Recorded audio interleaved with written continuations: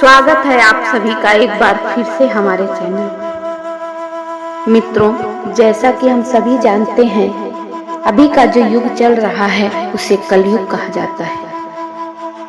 इस युग में हो रहे पापों की वजह से लोगों के मन में यह ख्याल उठता रहता है कि कलयुग का अंत कब और कैसे होगा। सनातन धर्म ग्रंथों के अनुसार 4 युग होते हैं: सतयुग, त्रेता युग, द्वापर युग और कलयुग। हर युग का समय निर्धारित किया हुआ होता है। जब युग का निर्धारित किया हुआ समय पूरा हो जाता है तब युग परिवर्तन होता है। युग परिवर्तन के अनुसार सब कुछ बदल जाता है। युगों की आयु, इंसानों की आयु एवं उनके विकास एवं सभी जीव जंतु युग के अनुसार बदल जाते हैं। तो आज हम बात करेंगे जो युग अभी चल रहा है, यानी कि कलयुग के बारे में। कलयुग का समय पूरा होने पर इसका अंत किस प्रकार से होगा? तो हिंदू धर्म एवं पुराणों के अनुसार कलयुग की आयु 4,32,000 साल बताई गई है। लोगों की आयु हर युग में पाप बढ़ने पर समय अनुपात के द्वारा घटती चली जाती है। 4 युगों में प्रथम युग है सतयुग, जिसकी आयु 17,28,000 वर्ष की होती है। उसके बाद आता है त्रेता युग, जिसकी आयु 12,96,000 वर्ष की हो जाती है। बाद में आता है द्वापर युग, जिसकी आयु 8,64,000 वर्ष की होती है। और अब चल रहा है कलयुग, जिसकी आयु 4,32,000 साल की है। शास्त्रों में सबसे पहला और सबसे बड़ा युग सतयुग माना गया है। यह 17,28,000 वर्ष का होता है। इसमें मनुष्य की आयु करीब 1,00,000 वर्ष के आसपास बताई गई है और उनकी लंबाई 32 फीट होती थी।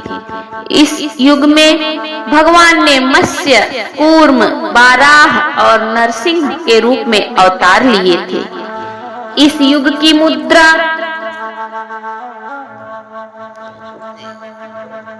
और इस युग का पात्र स्वर्ण के थे और पाप 0% तथा पुण्य 100% हुआ करता था। इसी युग में सत्यवादी राजा हरिश्चंद्र भी हुए थे, जिन्होंने सत्य की रक्षा के लिए खुद के परिवार और अंत में खुद का भी बलिदान कर दिया। इसके बाद दूसरा सबसे बड़ा युग है त्रेता युग। इसकी आयु करीब 12,96,000 वर्ष की बताई गई है। मनुष्य की आयु करीब 10,000 वर्ष की होती थी। मनुष्य की लंबाई 21 फीट होती थी। इसी युग में भगवान राम ने अवतार लिया था। राम ने रावण का वध किया था। राम के अलावा वामन और परशुराम का भी अवतार इसी युग में हुआ था। इस युग की मुद्रा और पात्र चांदी के थे। त्रेता युग में पाप 25% और पुण्य 75% था। तीसरा युग, जिसे द्वापर युग कहा जाता है, इसकी आयु 8,64,000 वर्ष की थी और इसमें मनुष्य लगभग 1,000 वर्ष की आयु तक जीवित रहते थे। इस युग में मनुष्य की लंबाई 11 फीट हुआ करती थी। इसी युग में भगवान श्री कृष्ण कंस का संहार किए थे और महाभारत काल भी इसी युग में चला था। इस युग की मुद्रा चांदी और पात्र तांबे के थे। द्वापर युग में पाप की मात्रा बढ़कर आधी हो गई थी। उस समय पाप 50% था और पुण्य 50% हो गया। शास्त्रों के अनुसार कलयुग को आखिरी और सबसे छोटा युग बताया गया है। इसकी कुल आयु करीब 4,32,000 वर्ष की है। मनुष्य की अधिकतम आयु 100 वर्ष के आसपास है और लंबाई 5 से 6 फीट तक की है। आज के युग कलयुग में पाप बहुत अधिक बढ़ चुका है। इस युग में पाप की मात्रा 75% है और पुण्य 25% माना गया है। माना जाता है कि इस युग में भगवान कल्कि के रूप में एक ब्राह्मण परिवार में अवतरित होंगे। इस युग की मुद्रा लोहे की और पात्र मिट्टी के बताए गए हैं। मित्रों, कलयुग का अंत एवं अंतिम चरण कैसा होगा, इसका उल्लेख पुराणों में मिलता है। तो चलिए जानते हैं कि कलयुग का अंत एवं अंतिम चरण कैसा होगा।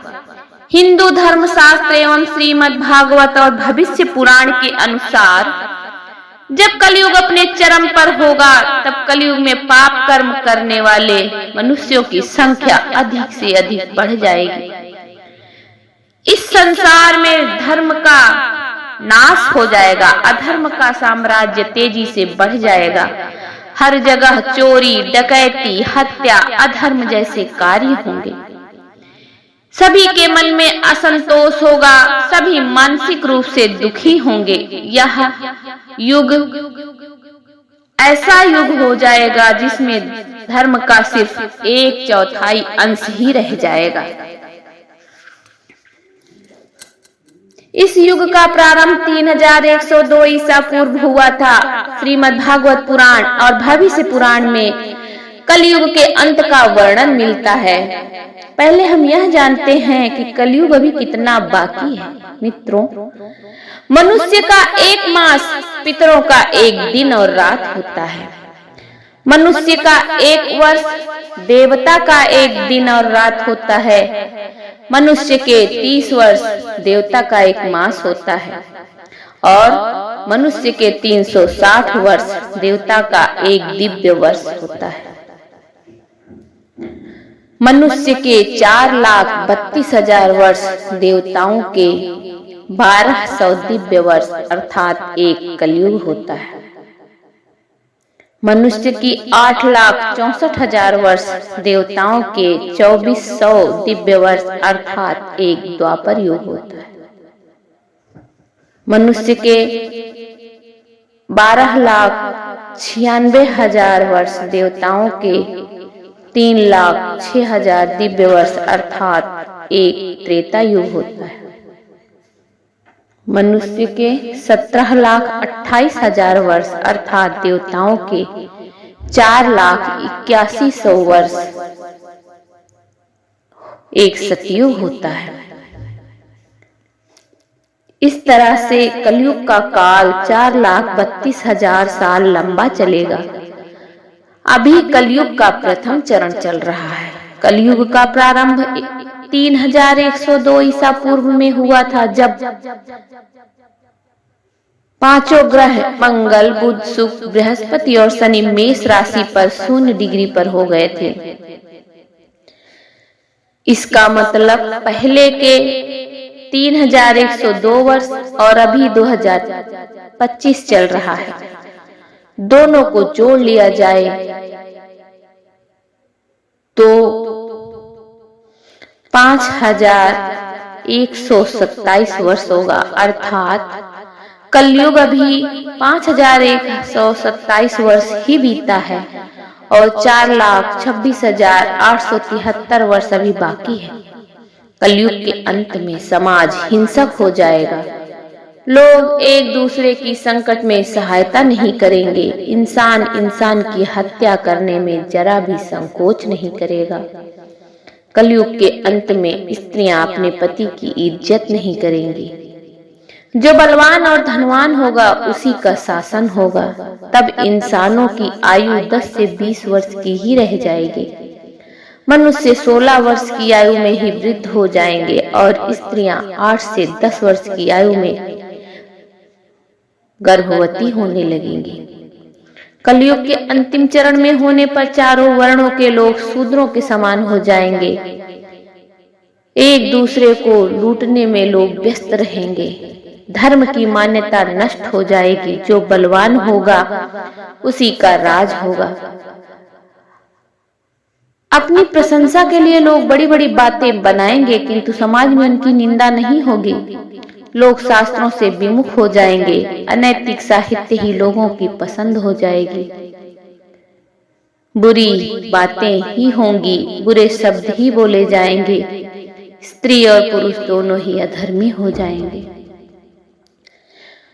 पत्नियां पतिव्रत धर्म का पालन करना बंद कर देंगी और पुरुष भी ऐसा ही करेंगे। स्त्री और पुरुषों से संबंधित सभी वैदिक नियम विलुप्त हो जाएंगे और कलयुग के अंतिम समय में मनुष्यों की लंबाई 4 से 5 इंच ही रह जाएगी। धरती का तापमान इतना हो जाएगा कि सभी लोग गड्ढे खोद कर रहेंगे। लोग भूख प्यास से मरने लगेंगे और गाय भैंस बकरी की तरह छोटी छोटी हो जाएंगी और दूध देना बंद कर देंगे। पौधे फल देना बंद कर देंगे, सभी पौधे सूख जाएंगे। लोग भूख प्यास एवं अकाल से दम तोड़ने लगेंगे। धरती उपजाऊ नहीं रह जाएगी। सभी देवी देवता विलुप्त होकर पृथ्वी लोक से चले जाएंगे। गंगा सहित सभी भारत की पवित्र नदियां सूखकर स्वर्गलोक को चली जाएंगी। चारों तरफ अधर्म का साम्राज्य बढ़ जाएगा। लोग भूख प्यास से तड़प तड़प कर मरने लग जाएंगे। पुराणों के अनुसार तब भगवान विष्णु के 10वें अवतार भगवान कल्कि का जन्म होगा।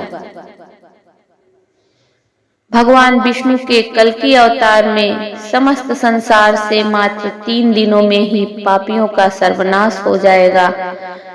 भगवान कल्कि उनका सर्वनाश करके संहार करके पुनः धर्म की स्थापना करेंगे। जब कलयुग में सारे पापियों का सर्वनाश हो जाएगा, उसके बाद कलयुग के प्रभाव को खत्म करने के लिए पृथ्वी पर लगातार 12 वर्ष तक मोटी एवं मूसलाधार वर्षा होगी, जिससे समस्त पृथ्वी जलमग्न हो जाएगी। साथ ही 12 सूर्य उदय होंगे और जलमग्न हुई पृथ्वी के जल को सुखा देंगे। फिर धीरे धीरे लोग साधु पुरुषों की सेवा, प्राणियों की सेवा में तत्पर होंगे। धर्म के एक चरण की स्थापना होगी। धर्म से लोगों के कल्याण की प्राप्ति होगी। लोगों के गुणों में परिवर्तन होगा और धर्म का विकास होगा। धर्म का विकास होने से धर्म के लाभ होने का अनुमान होने लगेगा। जिस प्रकार धर्म की हानि हुई थी, उसी प्रकार धीरे धीरे धर्म के वृद्धि में बढ़ोतरी होगी। धर्म को पूरी तरह से अपना लेने पर लोग सतयुग देखेंगे। तब फिर इस पृथ्वी पर नई भूमि एवं नए युग का निर्माण होगा, जो सतयुग के नाम से जाना जाएगा।